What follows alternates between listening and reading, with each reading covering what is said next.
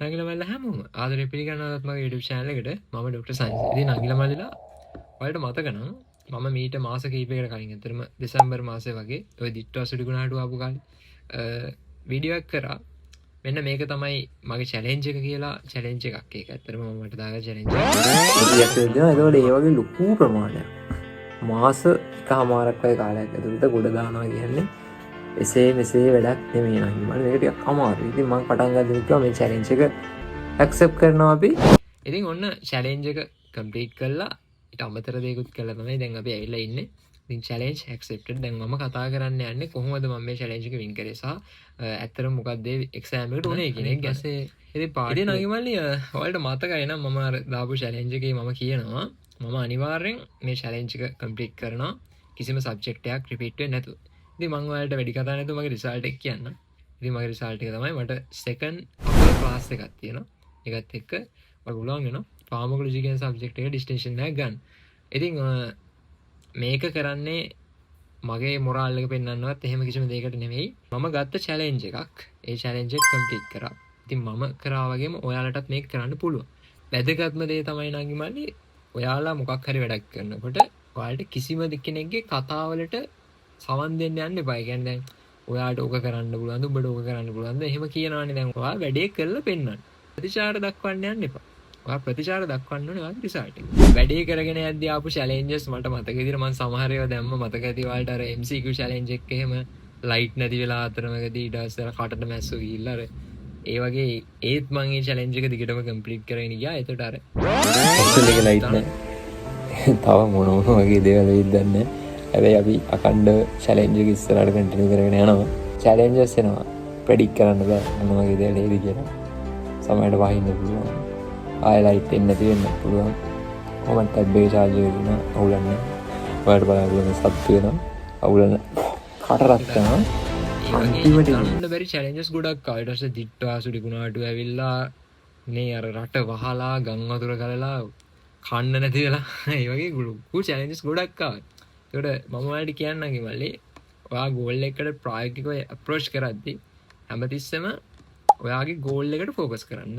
මොන දේ වුණත් එළියේ මෙහෙ නාය යනවා ගම් වතුර ගලනවා සුඩි ගුණාටු අපි හිතමුකෝ මේ වසංගතය කියලා මොකක් වුණත් ඔයාගේ goal එක අතාරින්න බෑ.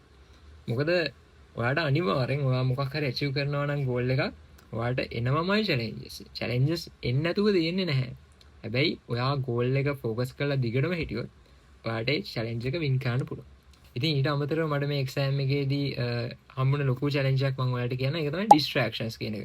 ඒ කියන්නේ එක දිගට වැඩ කරනකොට එක දිගට කරගෙන යනකොට සමහර කට්ටිය එක කතා කියනවා. ඔය කිව්වට මචං දැන් නම් ඉතින් මේ repeat එක කොට දාමු. වගේ එහෙම එකක් කියන කට්ටිය ඉන්නවා. ඒක නෙගටිව් මයින්ඩ්සෙට් තියෙන කට්ටියකින් අයින් වෙන්න. මොකද යාළුවට පුළුවන් ඔයාලගේ ඔළුව ඇතුලේ නෙගටිවිටි එක හදන්න. ඔයා කොච්චර පොසිටිව් පුද්ගලයෙක් වුණත් ඔයාගේ නෙගටිවිටි එක හදන්න පුළුවන්. ඉතින් ඊට අමතරව තවත් වැදගත් දෙයක් තමයි මල්ලි ඔය ඩිස්ට්‍රැක්ට් වෙන එක තැන් තියෙන ෆෝන් එකට ඩිස්ට්‍රැක්ට් වෙනවා.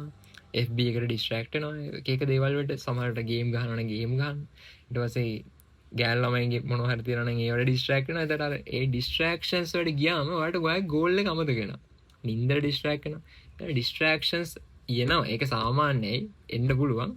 හැබැයි ඔයා ඩිස්ට්‍රැක්ෂන් වෙනකොට අඳුන ගන්නවා. රයිට් මම ඩිස්ට්‍රැක්ට් වෙගෙන යන්නේ මෙහෙම ගියොත් ඉවරයි කියන එක අඳුනගෙන ටක් ගාලා පස්සට එන්න. පස්සට අර එක්ක සාමාන්‍යයෙන් මම පෞද්ගලික කරන දේ තමයි මොටිවේෂන් වීඩියෝ එකක් බලනවා. චරිත සර්ගේ හරි අමිල සර්ගේ හරි මොටිවේෂන් වීඩියෝ එකක් බලලා ආපහු කම්බැක් එකක් දෙනවා කියන ඉදාගෙන ආයෙ පටන් ගන්නවා. එහෙම තමයි කරන්නේ. එතකොට ඒ කියන්නේ අපි කියලා මහා ලොකු පොරවල් නෙමෙයි. එතකොට අපිත් ඒ වගේ මොටිවේෂන් වීඩියෝස් බලලා තමයි මොටිවේට් වෙන්නේ. එහෙම බලලා ආපහු පටන් ගන්න. නංගිමල්ලි ඔයාට එකපාර දිනන්න ඕනේ කියලා එකක් නැහැ. ඔයා වරදිනවා. පෙරදි තමයි ඉස්සරහට යන්නේ. හැබැයි ඔයා පෙරදුනාට අතාරින්න නැත්නම් ඔයාව දිනන එක නවත්තන්න ඔයාලට කාටවත් බැරි නෑ. දැන් එක්සෑම් එකක් ඇතුළේදී ස්ට්‍රෙස් මැනේජ් කරපු විදිය ගැන මම පොඩ්ඩක් කියන්න.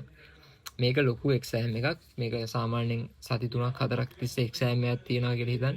ඊට අමතරව ඒකේ අර දවසින් දවසට සබ්ජෙක්ට් වෙනස් සබ්ජෙක්ට් තියෙනවා කියන එක හිතන්න. ඒතකොට ඒක සෑහෙන ලොකු ප්‍රශ්නයක්.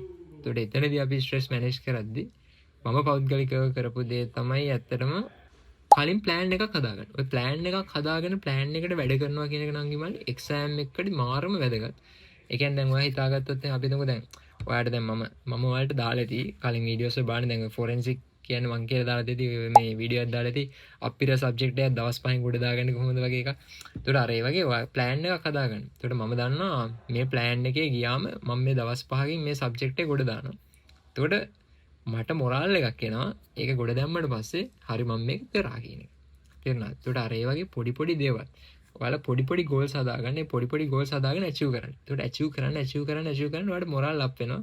එතකොට ඔයාගේ එක්ස්ටෙන්ඩ් එක ඔයාලට වැඩි කරගෙන යන්න පුළුවන්.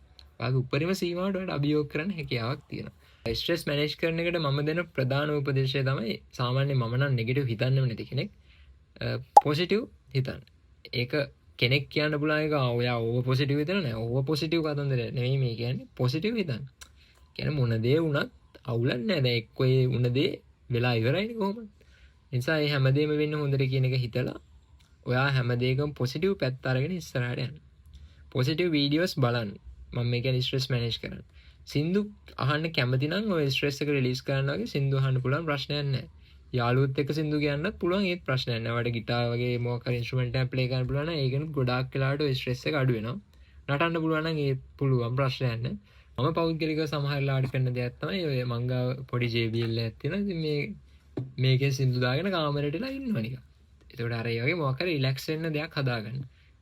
තව කරන්න පුළුවන් ඔයාලට ඔයාලා එක දිගටම කැන්ටිමෙන් නම් කන්නේ සතියට එකපාරක් විතර කොහේ හරි ගිහිල්ලා එන්න.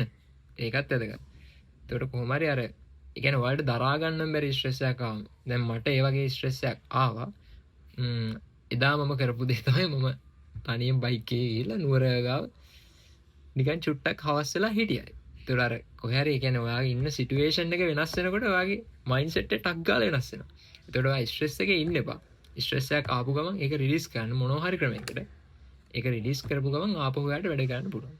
හැබැයි මොන දේ කරත් මතක තියාගන්න ඔයාගේ ගෝල් එකේ තියෙන ફોකස් එක අයින් කරගන්න එපා. ඒක දිගටම ફોකස් කරලා තියාගන්න. ඉතින් නංගි මල්ලි මේක තමයි මගේ රිසල්ට් එක. ඉතින් මම කියපු දේ කරා. challenge accepted. අපේ channel එකේ වීඩියෝස් දැනට චුට්ටක් හිර වෙලා තියෙන. මොකද හේතුව මේ ඇත්තට මම 4 වෙනි වසර වෛද්‍ය ශිෂ්‍යයෙක් නිසා මේ දවස්වල ඇකඩමික් බල්ක් එක වැඩි. පුළුවන් වෙලාවට මම වීඩියෝස් කරන අනිවාර්යයෙන්ම වීඩියෝස් කරන. මොකද මගේ තව චැලෙන්ජ් එකක් තියෙනවා. මම කියලා තියෙනවා ඔයාලට කොහොම හරි මම මේක මොනිටයිස් කරනවා channel එක කියන එක. ඉතින් ඒ චැලෙන්ජ් එකත් යනවා. කවදා හරි මොනිටයිස් කරනවා. ඉතින් අපි බලමු ඉස්සරහට මොකද වෙන්නේ කියලා. හැමදෙස්සම පොසිටිව් මයින්ඩ්සෙට් එක තියාගන්න. නෙගටිව් මිනිස්සුන්ගෙන් අයින් වෙන්න. ඔයාලගේ ගෝල් වලට ફોකස් කරන්න. ඔයාලට පුළුවන් කියලා හිතනවා නම් ඔයාලට අනිවාර්යයෙන් මේක කරන්න පුළුවන්. හැබැයි challenge accept කරන්න ලෑස්තිලා ඉන්න. නම් සතුටින් ඉන්න. ගිහින් එන්න. good luck.